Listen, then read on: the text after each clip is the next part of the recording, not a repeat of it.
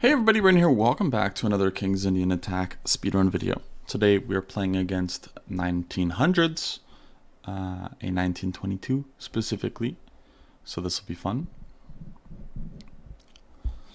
And we'll have to see how we do. So they're playing knight c6, which is a good setup, because again, we're hesitant to play moves like d4 to cover e5. And they're trying to exploit that fact because we play the King's Indian Attack. But I'll just play normally, d3, c4, things like that. Cool. So I could try for a3, b4, or I could try for c4 here. I like c4. I do have to worry about any knight d4, knight b4s, but I do think we're okay. So that's good. And especially since we haven't played any a3, so we can just kind of leave things as they are. So they're trying to rip things open in the center. I'm not really sure how that works out for them though. If I go knight h4, it does attack the bishop, and then I can follow up by taking both. Yeah, so let's play knight h4. And they can't really get away with taking here because the bishop is hanging. So I think this was a mistake. I didn't develop my knight to like d2, so they don't really have any e3s here either. Even if they did, I could just take on f5, they'd take on d2, and they lose a pawn from that. But didn't happen here, so looks like we're good. Alright, so they move to e6. I'm going to take on d5. And depending on how they take, I either play knight c3 or I take.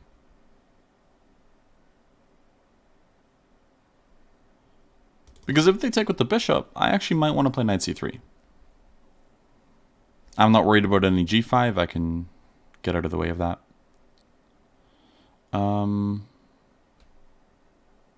Yeah, I like knight c3 here. g5, I can just take it, by the way. Which is good. But the whole point of this move is trying to take advantage of their placement of pieces, essentially. They might be able to take on d3 here, in which I will take on d5 and then take on d3, netting me a pawn. They can't take on d3, knight takes d5, and then take on e2, because I can take on e2 with check, so they're not in time to recapture on d5. These are important calculations you have to make.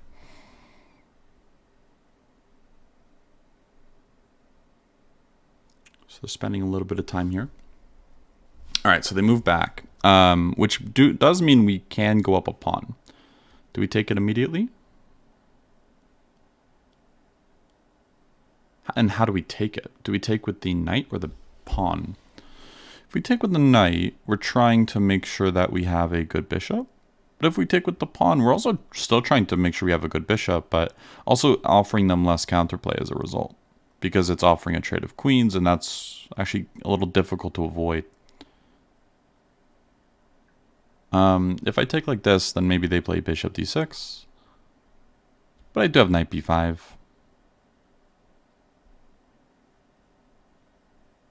Yeah, it does feel like it encourages trades. So I think this is the move we want to go for.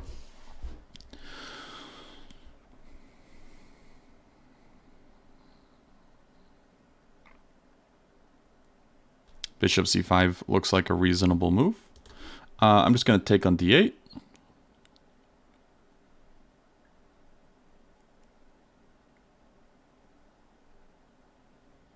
And after I take on d8, maybe I'll play bishop g5.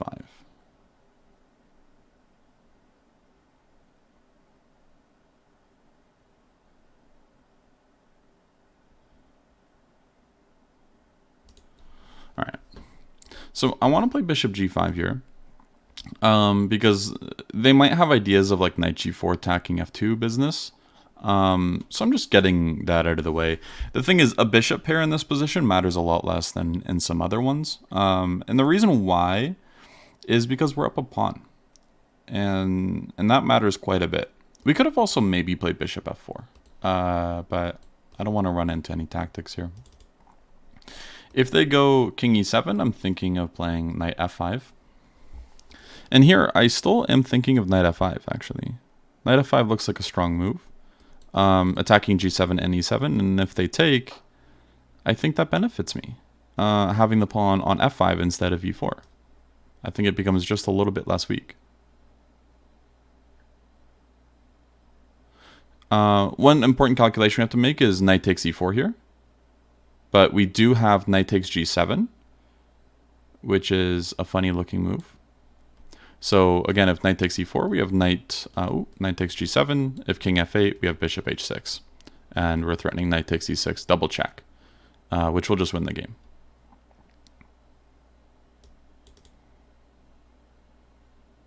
And then we can, and then after they deal with that, they'll probably have to play something like king g8.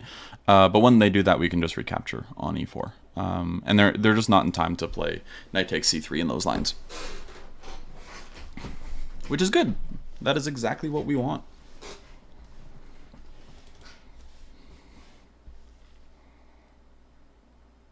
So they're thinking about it. If they play bishop f8, I'm probably just going to take on f8 or f6. Sorry. If I take here, what's wrong with this? If I take on g7, they go king f8. I take on f6, and then they take, and then I go knight h5 to f4. That looks like a pawn. This looks like a pawn. It's kind of a strange one, but it is a pawn nonetheless. And we take pawns when we can. That is one of the most important parts about being a chess player, is just taking things off the board. So king f8, bishop f6, knight h5, attacking the bishop. Okay, so they move there instead, which gives me some leniency, actually. For example, I can play moves like bishop h4 and leave more pieces on. And I do want to keep my dark-squared bishop if they're not attacking it. So I think I will play bishop h4 because they're letting me get away with it. And after some sort of rook g8, knight f5. I love knight f5. We're up 2 pawns now. It's fairly winning.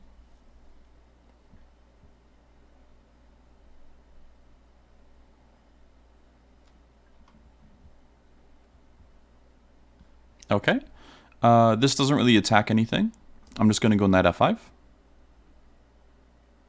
Because e2 is defended by my knight sufficiently. So knight to f5. And I would love to get that dark-squared bishop. And unfortunately, they can't really move that dark-squared bishop out of the way. The reason why is because if they were to try to move it, f6 falls. Simple as that. That is a big problem for them. And since this knight is now, or this bishop is now defended, whenever they try any taking on e4 stuff, I can just take with the bishop.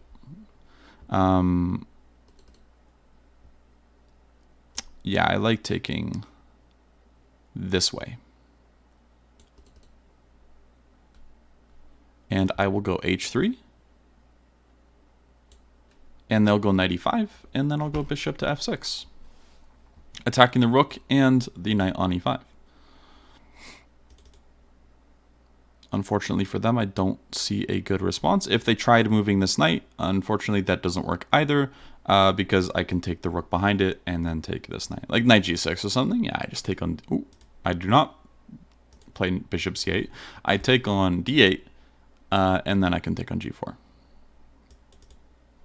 So we're getting to the realm of just having too much material, which is important.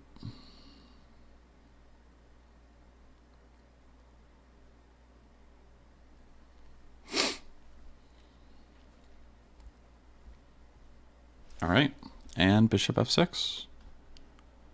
Looks like it should finish the job. Okay, so looks like they're playing on a little bit. Rook takes makes sense. If they took in a different way, we could have, if they took with the knight, we could have responded with a check and trading off the final rooks. So with this, they're trying to play on. Let's play rook f d1. And then I'll play rook a c1. Looking at this bishop potentially in the future.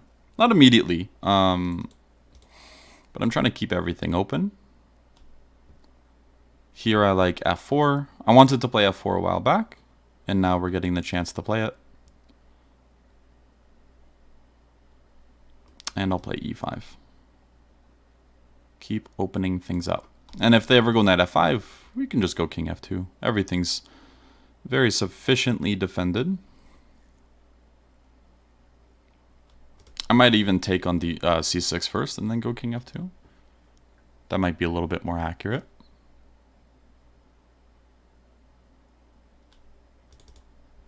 All right, what does this do? I'm not sure. So, if I'm not sure, let's just kick it away, and then we'll improve our pieces.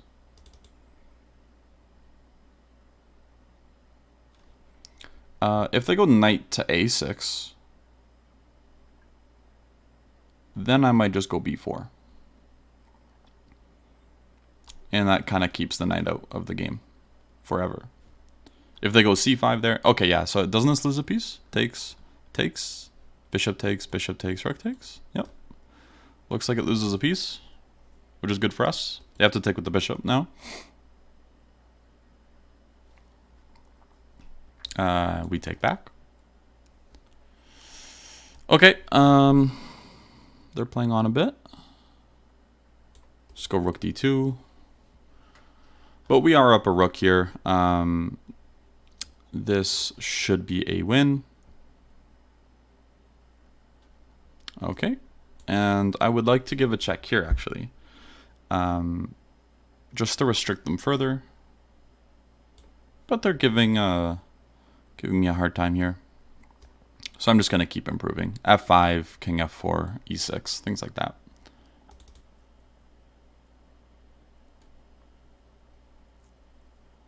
Okay, and they end up resigning. Ooh, that was scary. So let's talk about the game, shall we? Because, you know, it's important to discuss the game. So I think they ended up with a pretty okay position right out of the opening. And against c4, they misstepped. So we've seen this a few times where they play an early e4, but the problem is they have some undefended pieces to deal with, and they're underdeveloped, right? So whenever you're facing an opponent and you're developing and they're not, and they try to open the position, generally these things won't go so well. And this is exactly what the case is here. Where after knight to h4, they're experiencing a lot of difficulties maintaining this diagonal, and things are extremely loose. So after bishop e6, c takes was actually correct, which makes me happy. And bishop takes, the problem with bishop takes is this is what you'd want to do, because if we take on e4, now they can take with the bishop, and they're actually okay here. But we have knight c3. And they're not really in time to do something they want to do here. Like, the best option maybe is to take on d3, where after knight takes d5, knight takes d5, and queen takes d3, they're in this position. But this is horrendous, actually. For example, the top line is knight b6, and we just go into the endgame. Oh, it doesn't even suggest we go into the endgame. It says queen e4 check.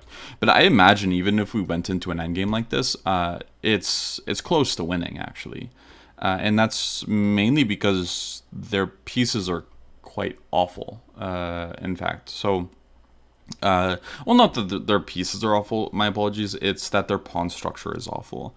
And if we just start putting rooks on the c-file, then it looks like things are just going to drop off the board. Of course, there are more critical lines there. After e takes and everything, we have queen e4 check to pick up the pawn. So queen e7, queen takes c6. And we don't win the rook because the knight's defending it, but queen d7, it's pretty obvious to see why we would be better here. They can't even develop this guy without losing g7. But okay, those are all kind of like hypothetical scenarios. But yeah, after this and I win the pawn, again, I was looking at knight takes, but that's Yeah, the computer also just doesn't like it as much as D takes. And it's kind of a nice move because as King's Indian attack players, we want to go for a kingside attack. So this facilitates things like f4, e5, e4, f5. Like you can imagine positions. Well, obviously trading queens is going to be best here. But you can imagine scenarios where we just like get our pawns rolling and they have no space to put their pieces. So yeah, I was pretty happy with this game overall. It doesn't look like we really made any major mistakes. We took a pawn in the center, and that kind of just caused them to collapse. And you see this even at the 1900s, which is good to know that this opening has such a long lifespan, whether you're playing it at 1000 or close to 2000. So we do have one more part in this series. We do have to beat someone that is over 2000 with this opening. So I will see you guys next time where hopefully we do that. And that will be the finale of the King's Indian Attack series. And we will be starting our new openings next week. So that's really exciting, actually. Thanks for watching, and I'll see you then. Bye-bye.